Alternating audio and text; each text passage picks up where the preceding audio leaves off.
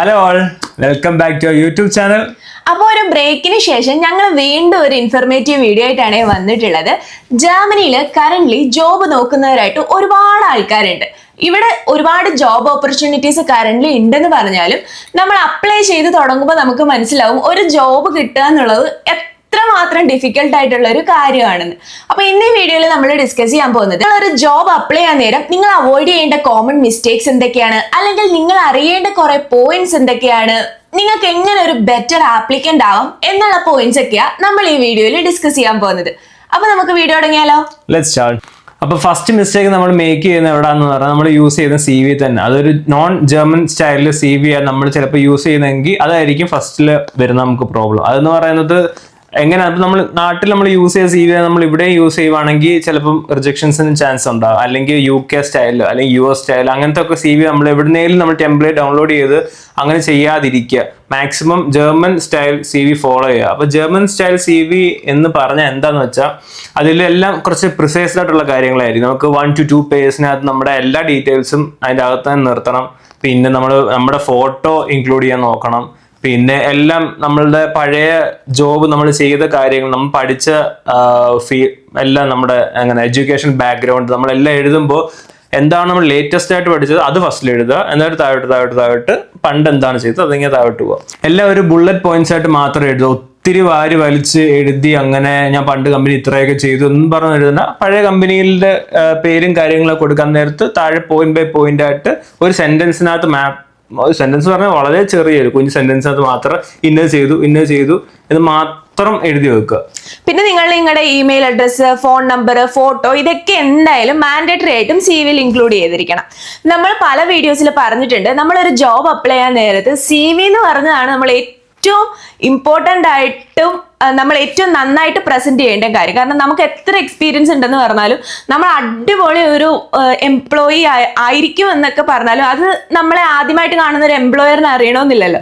So അവർക്കത് മനസ്സിലാവുന്നത് ആകെ സി വിയിലൂടെ ആയിരിക്കും. അപ്പൊ നിങ്ങൾ ഏറ്റവും കൂടുതൽ ശ്രദ്ധ കൊടുത്ത് ഏറ്റവും കെയർഫുൾ ആയിട്ട് പ്രിപ്പയർ ചെയ്യേണ്ട ഒരു ഡോക്യുമെന്റ് സി വി. അപ്പൊ ആദ്യം സി വി ജർമ്മൻ സ്റ്റൈലിലാക്കുക എന്നുള്ളതാണ് ചെയ്യേണ്ടത്.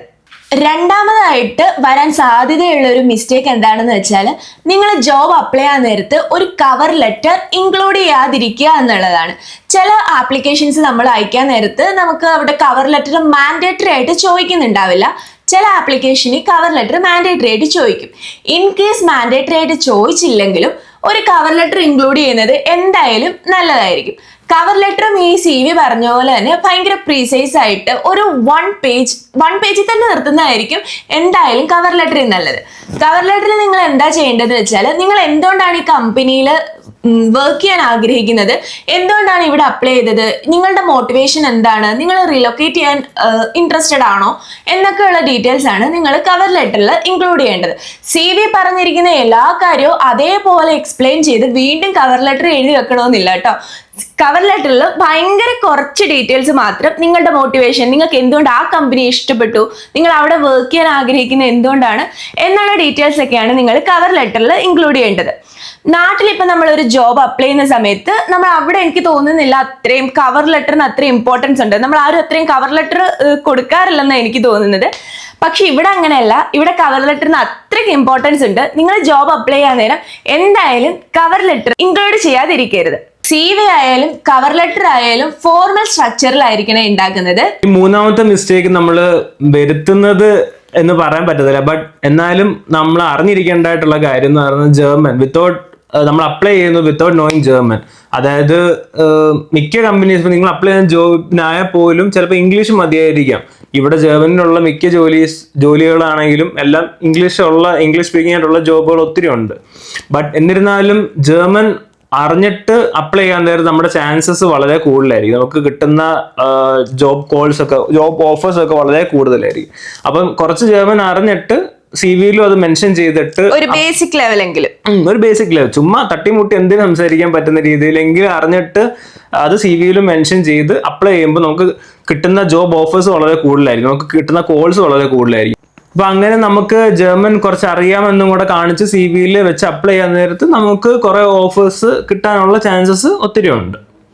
ജർമ്മൻ ലാംഗ്വേജിന് ഒരുപാട് ഇമ്പോർട്ടൻസ് കൊടുക്കുന്ന ഒരു രാജ്യം ഇത്. നമ്മൾ ചില രാജ്യങ്ങളിലൊക്കെ ഇംഗ്ലീഷ് മതിയായിരിക്കും ജോബ് ചെയ്യാനുണ്ടെങ്കിൽ, ഇവിടെ ഇംഗ്ലീഷ് സ്പീക്കിംഗ് ജോബ് ഉണ്ടെങ്കിൽ പോലും ഇവിടുത്തെ കൾച്ചർ കുറച്ച് ഡിഫറെൻ്റ് ആയിരിക്കും. നമ്മളൊരു കമ്പനിയിൽ വർക്ക് ചെയ്യാൻ നേരത്ത് ജർമ്മൻ കൾച്ചറുമായിട്ട് ഇൻ്റഗ്രേറ്റഡ് ആണോ എന്നൊക്കെ ഉള്ളത് അവിടുത്തെ ഒരു മാറ്റർ തന്നെ. അപ്പം നമ്മൾ എപ്പോഴും അപ്ലൈ ചെയ്യാൻ നേരത്തെ ഒരു ബേസിക് ജർമ്മൻ നോളജും ബേസിക് ഇൻ്റഗ്രേഷനും ഒക്കെ കഴിഞ്ഞവരാണെങ്കിൽ നമുക്ക് ആ ഓപ്പർച്യൂണിറ്റീസും കൂടുതലായിരിക്കും. ഇപ്പൊ എൻ്റെ ഒരു കൊളീഗ് ഉണ്ടായിരുന്നു. കൊളീഗ് അല്ല, നമ്മുടെ എൻ്റെ കൂടെ താമസിച്ചുകൊണ്ടിരുന്ന ഒരു നോർത്ത് ഇന്ത്യക്കാരനായിരുന്നു. അവൻ ബോഷിൽ വർക്ക് ചെയ്തായിരുന്നു. അപ്പൊ അവൻ എൻ്റെ അടുത്ത് പോലെ പറഞ്ഞു, അവൻ ഇംഗ്ലീഷ് മാത്രം മതിയായിരുന്നു സംസാരിക്കാൻ. തുടക്കത്തിൽ ജോലിക്ക് അത് മാത്രം മതിയായിരുന്നു. അപ്പം 1-2 വർഷം അങ്ങനെ കുഴപ്പമില്ലാതൊക്കെ പോയി. 3-ാമത്തെ വർഷം തൊട്ട് പിന്നെ അവരുടെ കംപ്ലീറ്റ് കൊളീഗ്സ് എല്ലാം കുറെ ആൾക്കാരും ജർമ്മൻസാ. അപ്പൊ ഇവര് പയ്യെ ജർമ്മൻ ഇവനിലും അങ്ങ് ഇംപ്ലിമെന്റ് ചെയ്യാൻ തുടങ്ങി. ഇപ്പൊ ഇവർ സംസാരിക്കുന്നത് മീറ്റിംഗ് ഒക്കെ ഇടയ്ക്ക് വെക്കുന്ന ജർമ്മനിലായി, കുറച്ച് ഡോക്യുമെന്റേഷൻ ഒക്കെ ജർമ്മനിലായി. അപ്പൊ ഇവന് വന്നു അത് ബുദ്ധിമുട്ടായി. ഇവൻ പിന്നെ ജർമ്മൻ പഠിക്കേണ്ട ഒരു അവസ്ഥയായപ്പോഴത്തേക്ക് അവൻ ലാസ്റ്റ് ബോഷിൽ നിന്ന് മാറി വേറെ കമ്പനിയിൽ പോയി. അപ്പം അങ്ങനെ നമ്മൾ ആ ഒരു എൻവയോൺമെന്റ് നിൽക്കാൻ നേരത്ത്, ആ ഒരു ജർമ്മൻ ആയിട്ടുള്ള ആൾക്കാരുടെ ഇടയിൽ നിൽക്കാൻ നേരത്ത് ഒബ്വിയസ്ലി ഇത് നമ്മളിൽ ബാധകമായിട്ട് വരും ഫ്യൂച്ചറിൽ. എപ്പോഴും ഇംഗ്ലീഷ് മാത്രം മതി എന്ന് പറഞ്ഞ് നിങ്ങൾ ഒരു കമ്പനി കയറിയാലും നിങ്ങൾക്ക് അത് ആ ഒരു കമ്പനി കയറി കഴിയുമ്പോഴേ മനസ്സിലാവത്തുള്ളൂ ജർമ്മൻ ലാംഗ്വേജിന്റെ ഒരു ഇമ്പോർട്ടൻസ്. കാരണം നമ്മുടെ കൊളീഗ്സ് കൂടുതലും ആൾക്കാർ സംസാരിക്കുന്നത് ജർമ്മൻ ആയിരിക്കും. ഇനി അതല്ല, ചില ആൾക്കാർക്ക് ഇംഗ്ലീഷ് ഒട്ടും അറിയാത്തവർ കാണും. അവരുടെ കൂടെ നമുക്ക് കമ്മ്യൂണിക്കേറ്റ് ചെയ്യണം, അല്ലെങ്കിൽ എന്തെങ്കിലുമൊക്കെ പറയണമെന്നുണ്ടെങ്കിൽ എന്തായാലും ബേസിക് ആയിട്ടുള്ള ജർമ്മൻ ലാംഗ്വേജ് മസ്റ്റ് ആണ്. ഫോർത്ത് ആയിട്ട് നമ്മൾ മേക്ക് ചെയ്യുന്ന മിസ്റ്റേക്സ് എന്ന് പറയുന്നത്, നമ്മൾ അപ്ലൈ ചെയ്യാൻ നേരത്ത്, അതായത് ജോലിക്ക് അപ്ലൈ ചെയ്യാൻ നേരത്ത് CV മാത്രം വെച്ച് അപ്ലൈ ചെയ്യാതെ, CV വെച്ച് മാത്രം അപ്ലൈ ചെയ്യുന്നതാണ് ഒരു ബേസിക് ആയിട്ടുള്ള മിസ്റ്റേക്ക്. അങ്ങനെ ചെയ്യാതെ നമുക്ക് ഉള്ള എല്ലാ ഡോക്യുമെന്റ്സും, ഇപ്പൊ ഈവൻ ലാംഗ്വേജിന്റെ നോളജ് ഉള്ള ഡോക്യുമെന്റ്, ഈവൻ പാർട്ടിസിപ്പേഷന്റെ സർട്ടിഫിക്കറ്റ് ആണെങ്കിൽ പോലും അത് വെച്ച് അപ്ലൈ ചെയ്യുക. നാട്ടിൽ നമ്മൾ എന്തൊക്കെ പഠിച്ചു, ഡിഗ്രി സർട്ടിഫിക്കറ്റ്, ഇവിടെ വന്നിട്ട് പഠിച്ചെങ്കിൽ ആ സർട്ടിഫിക്കറ്റ്, പിന്നെ നമുക്ക് അങ്ങനെ കാണിക്കാൻ പറ്റുന്ന എന്തെങ്കിലും ട്രെയിനിങ് പ്രോഗ്രാമോ അങ്ങനെ എല്ലാത്തിന്റെ documents, complete set of documents വെച്ച് അപ്ലൈ ചെയ്യാൻ നോക്കുക. അതിനിവിടെ ബെവേർബുങ്സ് ഉണ്ടാകും എന്ന് പറയും. അതായത് ആ ഡോക്യുമെന്റ് ഫ്രം CV ടു നമ്മൾ എന്തൊക്കെ ചെയ്തോ അതെല്ലാ ഡോക്യുമെന്റ്സും വെച്ച് അപ്ലൈ ചെയ്യാം. അങ്ങനെ CV മാത്രം വെച്ച് ഒരു കമ്പനിയോട്ട് അപ്ലൈ ചെയ്യുമ്പോൾ അവർക്ക് കിട്ടുന്ന ഇംപ്രഷൻ വളരെ മോശമായിരിക്കും. അവർക്ക് അത്രയും നല്ലൊരു ഇംപ്രഷൻ കിട്ടത്തില്ല. സോ അവർക്ക് നമുക്ക് റിജക്ഷൻ ഉള്ള ചാൻസസ് നല്ല രീതിയിൽ കൂടുതലായിരിക്കും. സോ എപ്പോഴും ബെറ്റർ ഈ കംപ്ലീറ്റ് സെറ്റ് ഓഫ് ഡോക്യുമെന്റ്സ് വെച്ച് അപ്ലൈ ചെയ്യാൻ നോക്കുക. നമ്മൾ അപ്ലൈ ചെയ്യുന്ന ജോബ് റിലേറ്റഡ് ആയിട്ടുള്ള എന്തെങ്കിലും ഇന്റേൺഷിപ്സോ അല്ലെങ്കിൽ കോഴ്സസോ എന്തെങ്കിലും നിങ്ങൾ ചെയ്തിട്ടുണ്ടെങ്കിൽ ആ ഡോക്യുമെന്റ്സ് വെക്കുന്നത് എന്തായാലും നല്ലതായിരിക്കും.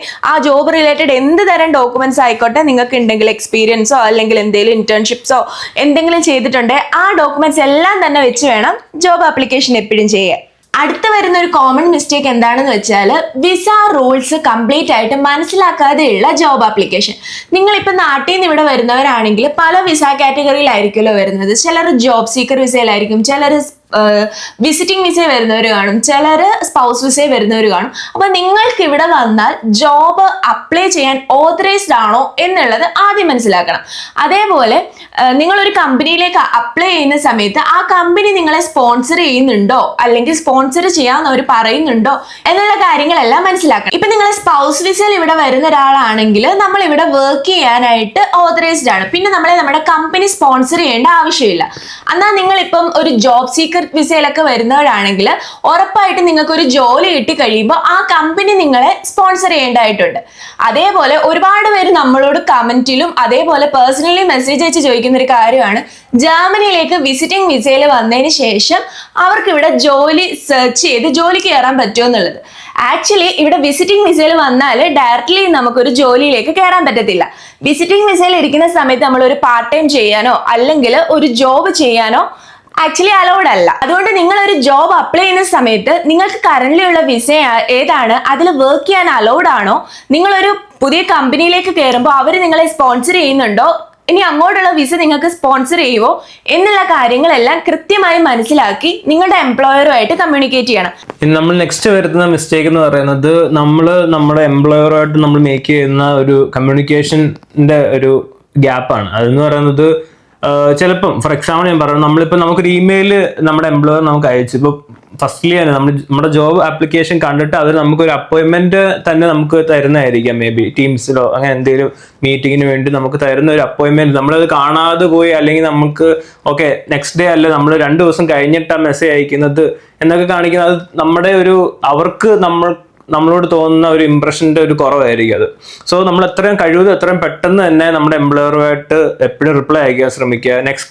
നെക്സ്റ്റ് ഡേ തന്നെ അയക്കാൻ ശ്രമിക്കുക. പിന്നെ നമ്മളൊരു കാര്യമായിട്ട് ഒരു മെയിൽ അയക്കുവാണെങ്കിൽ അത് അൺപ്രൊഫഷണൽ ആയിട്ടുള്ള രീതിയിൽ അയക്കാതെ നല്ല രീതിയിൽ പ്രൊഫഷണൽ ആയിട്ടുള്ള രീതിയിൽ നല്ല ഫോർമലായിട്ടുള്ള രീതിയിൽ സെന്റൻസ് അല്ല സ്ട്രക്ചർഡ് ആയിട്ട് രീതിയിൽ അയക്കാൻ ശ്രമിക്കുക.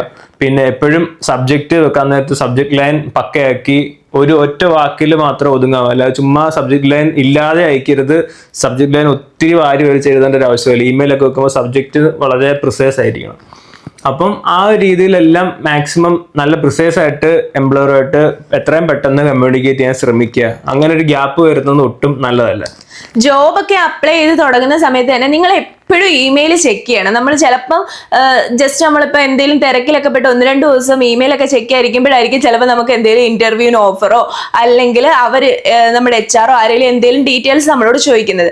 നമ്മൾ അത് കാണാനായിട്ട് കുറച്ച് ഡിലേ ആവോ, എന്തെങ്കിലും ലേറ്റ് ആയി കഴിഞ്ഞാൽ ചിലപ്പോൾ അവരായിരിക്കും നമുക്ക് ഫർദർ അതുമായിട്ട് പോകാൻ താല്പര്യം ഉണ്ടായിരിക്കത്തില്ല എന്ന് കരുതിയിട്ട് ചിലപ്പോൾ അവർ വേറൊരു ആപ്ലിക്കേഷൻ ഫോർവേഡ് ചെയ്യാനുള്ള സാധ്യതയുണ്ട്. അപ്പോൾ നിങ്ങൾ ജോബ് അപ്ലൈ ചെയ്യുന്ന സമയത്ത് അല്ലെങ്കിൽ ജോബ് നോക്കി തുടങ്ങുന്ന സമയത്ത് എന്തായാലും എപ്പോഴും നിങ്ങളുടെ ഇമെയിൽ ചെക്ക് ചെയ്യുക. എന്തെങ്കിലും റെസ്പോൺസ് ഒക്കെ കൊടുക്കേണ്ടതാണെങ്കിൽ പെട്ടെന്ന് തന്നെ ചെയ്യുക. അടുത്തത് കോമൺലി എല്ലാവരും ചെയ്യുന്ന ഒരു കാര്യമാണ്, നമ്മൾ റിക്വയർമെന്റ്സ് ഒക്കെ മീറ്റ് ചെയ്യാതെ കാണുന്ന എല്ലാ ആപ്ലിക്കേഷനും അയക്കുന്നത്. അത് സത്യം പറഞ്ഞാൽ നെഗറ്റീവായിട്ട് ഇമ്പാക്ട് വരാൻ ഒരുപാട് സാധ്യതയുള്ള ഒരു കാര്യമാണ് ഇത്. ഞാനും അങ്ങനെ അപ്ലൈ ചെയ്തിട്ടുണ്ട്, കാണുന്ന എല്ലാ പോസ്റ്റിനും കയറി അപ്ലൈ ചെയ്തിട്ടുണ്ട്. പക്ഷെ അത് അത്ര നല്ലതായിരിക്കണമെന്നില്ല. ചില പോസ്റ്റിൽ നമ്മൾ അപ്ലൈ ചെയ്യാൻ നേരത്ത് അവർ റിക്വയർമെന്റ് പറഞ്ഞിട്ടുള്ള എല്ലാ സ്കിൽ സെറ്റും നമുക്ക് കാണണമെന്നില്ല. അതേപോലെ നമ്മുടെ CV-യിൽ അതൊന്നും മെൻഷൻ ചെയ്തിട്ടുണ്ടായിരിക്കത്തില്ല. അല്ലെങ്കിൽ ചില പോസ്റ്റിൽ അവർ പറയും മാൻഡേറ്ററി ആയിട്ട് ജർമ്മൻ സ്കില്ല് വേണമെന്ന്. നമ്മൾ ജർമ്മൻ ഇല്ലാതായിരിക്കും. ചിലർ പറയും C1 ലെവൽ ജർമ്മൻ വേണമെന്ന്. പക്ഷെ നമുക്ക് അത്രയും ലെവൽ ഇല്ലാതെ തന്നെ നമ്മൾ അയക്കും. അങ്ങനെ അയക്കുമ്പോഴുള്ള പ്രശ്നം എന്താണെന്ന് വെച്ചാല് നമ്മുടെ CV നോക്കുന്ന സമയത്ത് അവിടെ HR-നോ അല്ലെങ്കിൽ നമ്മുടെ എംപ്ലോയറിനോ കാണുമ്പോൾ മനസ്സിലായി ഈ സ്കിൽ ഒന്നും തന്നെ ഇയാൾക്കില്ല എന്ന് കണ്ടിട്ട് അവർ റിജക്ട് ചെയ്യും. അത് തന്നെയല്ല, നമ്മളിപ്പോൾ ഒരു കമ്പനിയുടെ പോർട്ടലിൽ കയറിയിട്ട് അവിടെ കാണുന്ന എല്ലാ ഇതുപോലുള്ള ജോബ് ഓപ്പണിങ്സിനും ഇങ്ങനെ അയക്കുന്നുണ്ടാവും. അതിൽ കുറച്ചെണ്ണം നമുക്ക് കറക്റ്റായിട്ട് ചെയ്യാൻ പറ്റുന്നത് നമ്മുടെ സ്കില്ലുമായിട്ട് മാച്ചിങ് ആയിട്ടുള്ളതായിരിക്കും. കുറച്ച് ഒട്ടും തന്നെ മാച്ചിങ് അല്ലാത്ത കുറെ ജോബിനായിരിക്കും നമ്മൾ അയക്കുന്നത്. അങ്ങനെ നമ്മുടെ HR നമ്മുടെ ആപ്ലിക്കേഷൻസ് എല്ലാം നോക്കുന്ന സമയത്ത് ഒട്ടും മാച്ചിങ് അല്ലാത്ത കുറെ എണ്ണത്തിലാണ് നമ്മളെ ആദ്യം HR കാണുന്നുണ്ടെങ്കിൽ അവർ വിചാരിക്കും ഈ ചുമ്മാ കണ്ട എല്ലാ പോസ്റ്റിനും നമ്മൾ കയറി അപ്ലൈ ചെയ്തേക്കുവാണെന്ന് കരുതിയിട്ട് ശരിക്കും നമ്മൾ മാച്ചിങ് ആയിട്ടുള്ള ജോബിലും അവർ കരുതും ചുമ്മാ അയച്ചതാണെന്ന് കരുതിയിട്ട് നമ്മളെ കംപ്ലീറ്റ്ലി അവർ ഇഗ്നോർ ചെയ്യാനുള്ള സാധ്യതയുണ്ട്. വെറുതെ നമ്മൾ നമ്മുടെയും അതേപോലെ നമ്മുടെ ആപ്ലിക്കേഷൻ നോക്കുന്നവരുടെയും ടൈം അങ്ങനെ വേസ്റ്റ് ചെയ്യേണ്ടതില്ല. ഒരു 100 ആപ്ലിക്കേഷൻ ചുമ്മാ അയക്കുന്നതിലും നല്ലത് നമുക്ക് കൃത്യമായിട്ട് നമ്മളുടെ സ്കിൽസ് മാച്ച് ആവുന്ന ഒരു 10 എണ്ണം അയക്കുകയാണെങ്കിൽ അതായിരിക്കും നല്ലതെന്ന് തോന്നുന്നു.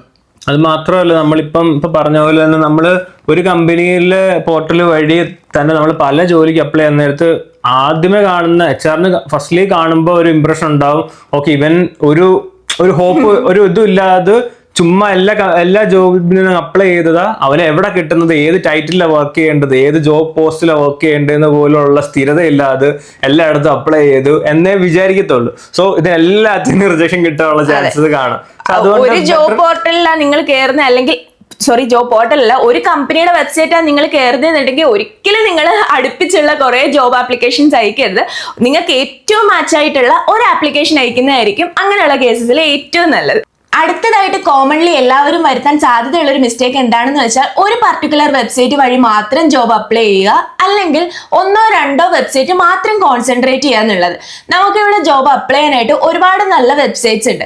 അപ്പം നിങ്ങൾ ജോബ് നോക്കി തുടങ്ങുന്ന സമയത്ത് എല്ലാ വെബ്സൈറ്റ്സും ചെക്ക് ചെയ്യുക. എന്നിട്ട് നിങ്ങൾക്ക് സ്യൂട്ടബിൾ ആവുന്ന ജോബ്സിന് ആപ്ലിക്കേഷൻ സെൻഡ് ചെയ്യുക. അതുപോലെ ജോബ് വെബ്സൈറ്റ്സ് മാത്രമല്ല, നിങ്ങൾക്ക് പറ്റുമെന്ന് തോന്നുന്ന കമ്പനികളുടെ വെബ്സൈറ്റ് കയറി അവർക്ക് എന്തെങ്കിലും ഓപ്പണിംഗ് ഉണ്ടോ നോക്കി അങ്ങനെ അയക്കാം. അല്ലെങ്കിൽ ഇവിടെ ഒരുപാട് കൺസൾട്ടൻസീസ് ഉണ്ട്, അവരെ ഡിപ്പെൻഡ് ചെയ്ത് അങ്ങനെ ചെയ്യാം. അതും അല്ലെങ്കിൽ ഇവിടെ നമുക്ക് നമ്മളെ ആരെങ്കിലും റെഫർ ചെയ്യാനുണ്ടെങ്കിലോ അങ്ങനെയൊക്കെ വഴി നമുക്ക് ജോലി കിട്ടാനുള്ള ഒരുപാട് സാധ്യതയുണ്ട്.